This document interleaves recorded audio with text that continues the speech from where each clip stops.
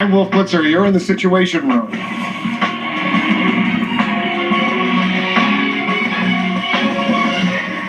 Tonight, the United States is closely watching what North Korea's volatile ruler does next after Kim Jong-un's regime and South Korea exchanged rocket and artillery fire at the border. It's the first armed confrontation between the enemies in 5 years.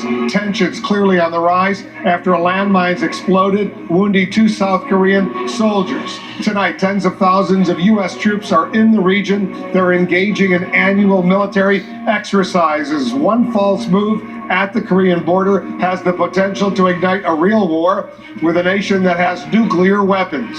The top Democrat on the House Armed Services Committee, Congressman Adam Smith, is standing by live. He'll tell us what he's learning about this new threat. Our correspondents, analysts, they're also standing by to cover all the news that's breaking right now. First, let's go to CNN's Brian Todd. He has the very latest on the potential nuclear tension along the Korean Peninsula. Wolf, the tension is palpable tonight across the border. This was the first exchange of live fire across that border, across the demilitarized zone, as you mentioned, in 5 years, and it's got the region on edge tonight. It has officials in Seoul and here in Washington watching closely what a violent and temperamental young dictator is about to do next. A dangerous escalation between Kim Jong-un's regime and his sworn enemy. South Korean forces along the demilitarized zone detect a projectile, likely a rocket, fired toward a South Korean loudspeaker system. The South Koreans respond with 36 artillery shells. That's according to U.S. officials, who say they're closely monitoring this tense standoff. It raises questions, frankly, about Kim Jong-un's style of making tension, provocations, escalation, and whether he knows how to control escalation. The stress has been building for weeks. U.S. and South Korean officials believe the North Koreans started it all by planting landmines on the southern side of the DMZ.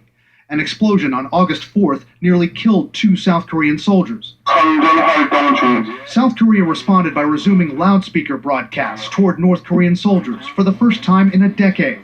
Messages telling them Kim Jong-un's doing a bad job and there's a better life in South Korea.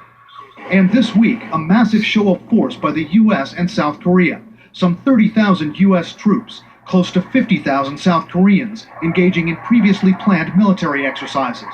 One of the areas scheduled for live fire drills is near the city of Pocheon. Roughly about right here, compared to Seoul being right down there. Why do it so close to the DMZ and possibly provoke them? We want to make sure that the North Koreans understand that we are serious about making these exercises real with the South Koreans and us. That's why this is going to be a live fire exercise. I just say that you're going to have troops doing drills with actual weapons, with bullets. The drills provoked a threat from Kim's regime, implying they could hit the U.S. homeland with a nuclear-tipped missile. U.S. officials and analysts say the North Koreans don't have that capability, but they're still concerned tonight over the judgment and temperament of a 32-year-old dictator. The pattern clearly shows that Kim Jong-un, even more than his quite brutal father and grandfather, uses violence. Including a pattern of violence in his own inner circle, which makes this escalation even more concerning tonight. Kim Jong-un recently executed his defense minister. A vice premier from North Korea has been missing for 8 months. He executed his own uncle. That, plus the fact that he was willing to launch his first external attack, planting those landmines on the eve of major military exercises by his enemies, is making officials in Washington and Seoul very nervous tonight, Wolf. And let's not forget there are 30,000 U.S. military personnel along that DMZ, that border between North and South Korea. I understand also, Brian, that Kim Jong-un has just given another ultimatum. What's going on? That's right. Kim's regime has warned the South Koreans to stop blaring those propaganda messages from the loudspeakers at the border. The North Koreans say those messages have to stop by Saturday, or they're going to take military action. We're going to have to see if this de-escalates from this point. Many people are hoping it will. All right, Brian, thank you. Let's go to the region right now for more on these tensions. They're really very serious along the Korean Peninsula. CNN's Will Ripley is joining us from Beijing right now. Will, you've done some excellent reporting from inside North Korea. You've been there now twice this year alone, and you recently were at the DMZ, the demilitarized zone, at that region, which is so tense right now. What are you hearing?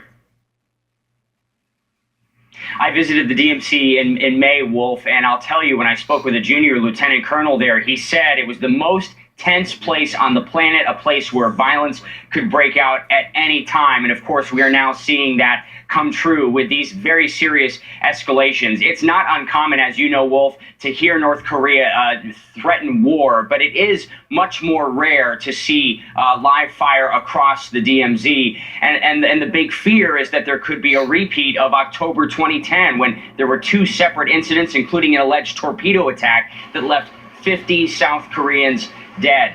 Keep in mind that there are more than 1 million North Korean soldiers, and 3/4 of them are stationed near the DMZ. That is why you have the United States and South Korea watching so closely to see what Kim's next move will be. Yeah, and you make a good point. 1 million North Korean troops not far from the border, almost 1 million South Korean troops, those 30,000 American troops in between. It's a really, really tense situation right now. Let's hope it calms down. We'll stay on top of it. Will Ripley reporting for us from Beijing.